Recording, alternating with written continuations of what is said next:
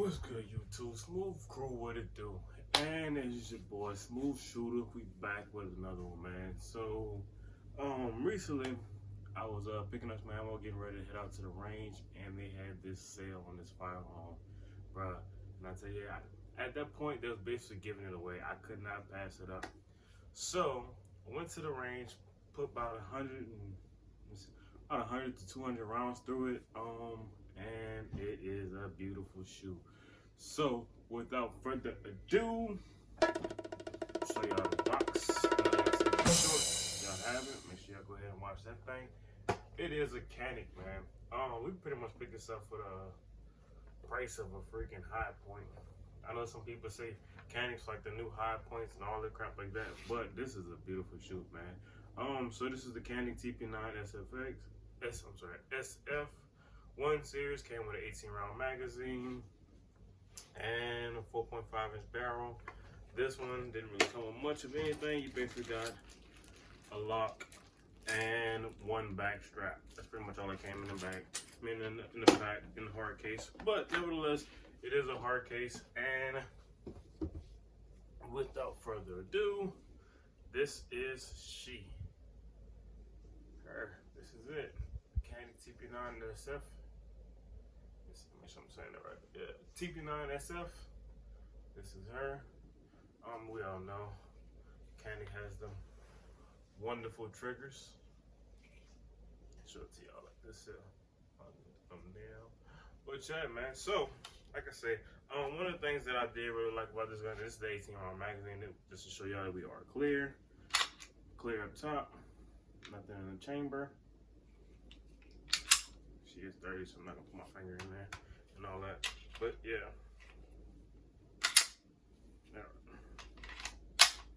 And this is how it looks with the magazine.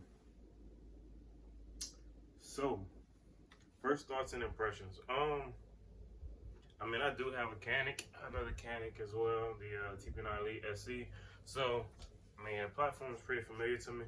The little sights on the back of this one were a little bit different, and this is a larger handgun. This is probably one of the, I think it's probably like the second full-size handgun that I shot.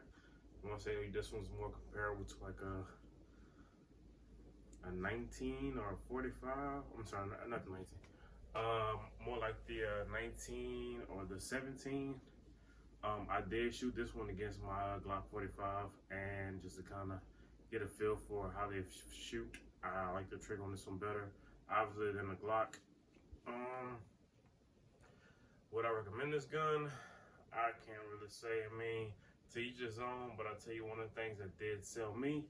1 second, hold on.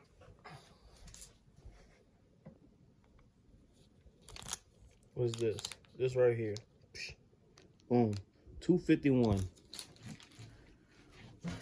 So yeah. At $251 plus tax, plus or minus a little bit, this is what you get, man. And when I tell you this is a beautiful firearm, in my opinion, especially for the price point. They were normally on sale. I mean, they normally run about like $379 or something like that. A little bit under $400. And how I ended up getting it for that price, it was on sale for $100 off, and you get additional 10% off with if you use your Academy credit card. So I was able to pick this up for $251. Now we all know that Canik has the most beautiful triggers ever. So this is the take up wall. Boom. Reset.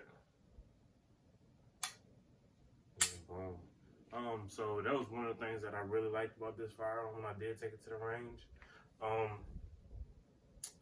It is, I mean, when you in the moment and you're actually shooting, the reset is like almost non-existent.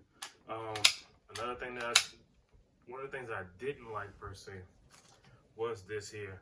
So on my other Canik, we have the extended slide release. You can obviously see it's pretty big and bulky right here. But on this one here, it's a really low profile slide release. And for me, see if I can get it in the camera angle. Whenever I grip it, my thumb kind of sits right there. So there was one magazine that I ran through, and because I was riding that slide release, it did not lock to the rear. Other than that, man, you cannot beat this gun here. So without further ado, we're gonna get into a little bit of range footage. I'm gonna come back and kind of talk to y'all.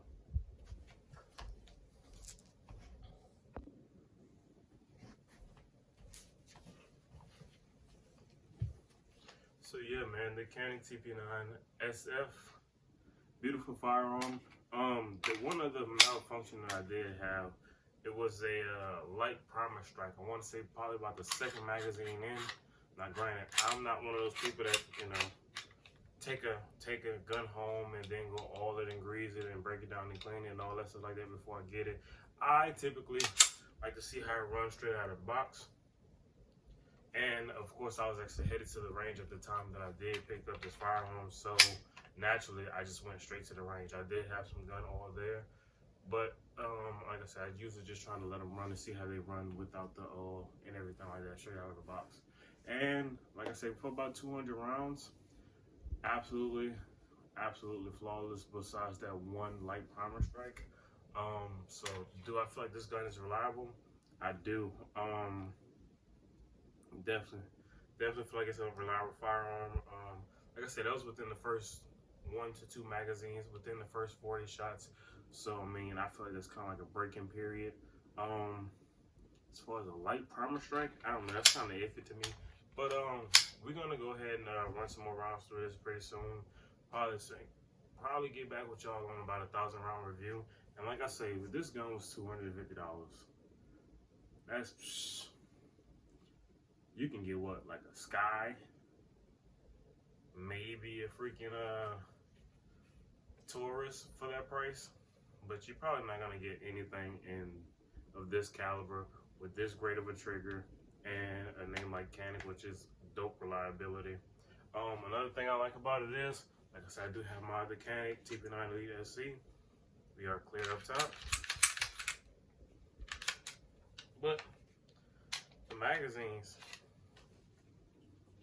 clear mag, so the magazine fits in here as well. And I mean, I do have another sleeve like this here. This is for my 15 round magazine, but they do offer some for the 18 round magazine. So if you want to, you can put like this little pinky extension on here, just a little sleeve, and kind of give it a dope feel and look. It's tight. Ooh, baby, that's tight. Yeah, so yeah, and then slide that up a little bit. The way you can get a nice little purchase on there. But yeah, so the fact that the magazines are compatible is a big bonus. For a while, Glock was like the only people that was doing that, or the most well-known people for doing that with their 17, 19s and all that. 1 second, we're gonna cut real quick, and I'm gonna show y'all side-by-side comparison of this and the 45, Glock 45 that is.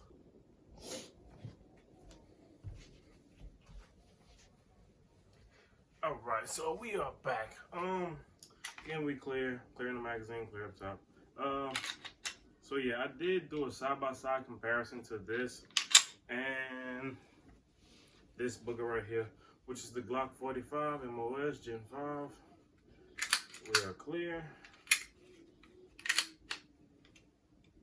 Clear up top. Reason I did the side-by-side comparison because the grips on these two are about the same. So you can see about the height. So the grips on these two are about the same. However, the Canik does have a longer slide and a longer barrel. This one has a 19 slide, so I guess this one's more comparable to the Glock 17. But yeah, I did do a side-by-side comparison on them just because I wanted to see the difference in the triggers. I mean, we all know about Glock, so this is kind of like a definite wall here. And break, reset. All right, it's not terrible. So yeah, wall, break, reset, break. So yeah, that was one of the things that I did enjoy about this firearm. I shooting it against the Glock. I really enjoyed it. I really enjoyed it. A little bit more than the Glock, honestly. No, I'm not one of those Glock fanboys. I'm not a Glock hater either. But at the same time, for what you're getting, man, this thing is pretty dope. And you do have the black dot rear sights, and I want to say probably a night glove front sight. I'm not sure yet. Let's see. Nope, just a white dot on the front side. But yeah, I'm gonna stop the rambling for now, man. Just wanted to kind of show y'all what I was able to pick up and show y'all my first shots and impressions on the Canik TP9SF. Would you cop it? Let me know down in the comments. $250. Is there a better deal on the market? Let me know down in the comments. Like and subscribe if y'all haven't already. Till next time, Smooth Crew, we out of here. Let's go.